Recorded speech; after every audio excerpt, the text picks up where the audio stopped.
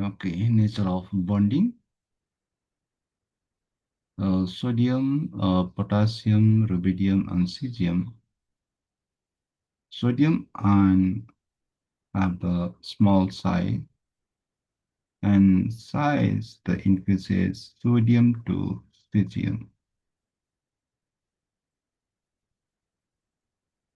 High polarizing power,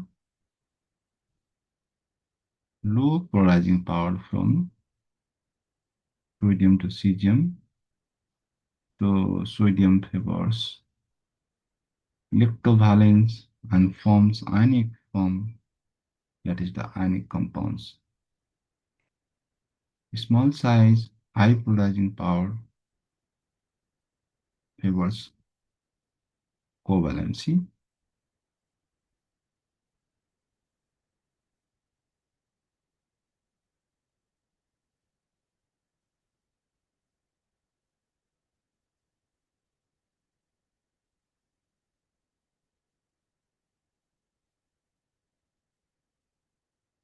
Alkali metals are strongly electropositive and hence they form ionic compounds.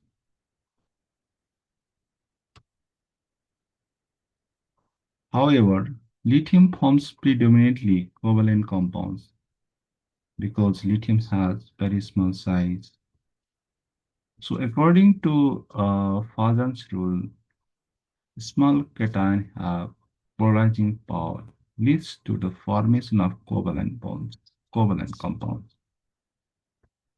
However, the subsequent ions sodium, potassium, rubidium, cesium have larger size and low polarizing power.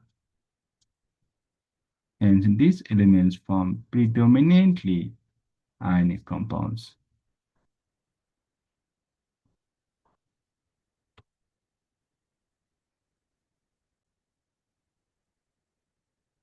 Okay, nature of bonding, small size, high polarizing power, favors covalency.